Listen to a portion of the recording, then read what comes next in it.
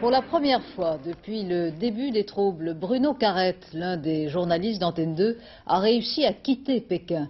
Il a accompagné un étudiant qui était venu manifester dans la capitale et qui rentrait chez lui à Tianjin. Son reportage.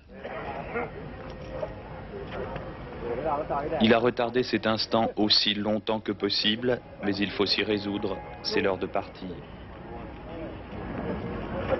Sur le parvis de la gare de Pékin, il cherche d'autres étudiants, des compagnons de voyage. Recherche vaine.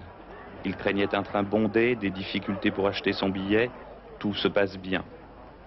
Les journaux chinois expliquent pourtant à longueur de page que les étudiants de province rentrent chez eux par dizaines de milliers.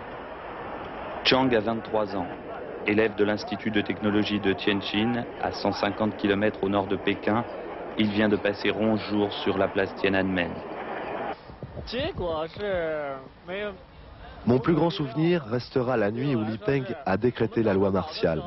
Sur la place, tous les camarades ont crié « Li Peng, démission !» On a chanté toute la nuit, tout le monde était très ému. On a pensé qu'on allait se retrouver en prison, mais il nous fallait continuer, il fallait faire trembler ce gouvernement. Finalement, Li Peng a choisi une bonne tactique. Il a joué sur la fatigue et sur l'usure des étudiants. Vous savez, nous n'avons que 4 années d'études supérieures. Alors, s'arrêter 2 mois, c'est énorme. Sur le campus de son université, l'atmosphère est plus tendue que dans la capitale. Les étudiants nous conseillent de ne pas rester dehors et de les accompagner dans leur dortoir.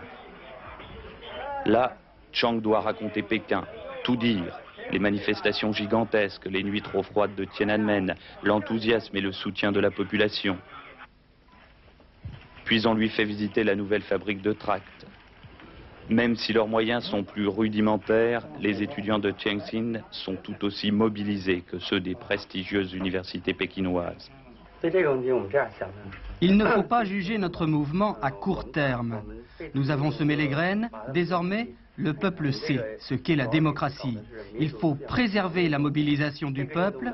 Avec lui, nous pourrons défier le pouvoir. 15 jours durant, Chang va devoir reprendre ses livres.